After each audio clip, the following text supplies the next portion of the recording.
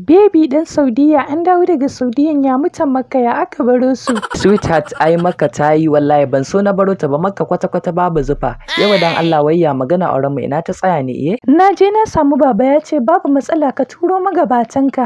To shikenan idan na koma gida zan faɗi ma shi baban na sai a turo magabata na yayi magana auren ayi a gama dan bana so na rasa ki. Haba baby ka daina irin wannan magana babu wanda ya isa ya raba ni da kai a duniya kai kaɗai ne nake so a rayuwa. Oh baby kin ga ko na manta wannan naira miliyan 5 ne na taho miki da shi kuɗin kwalliya ne idan ba za su ishe ki ba bari na ƙara miki.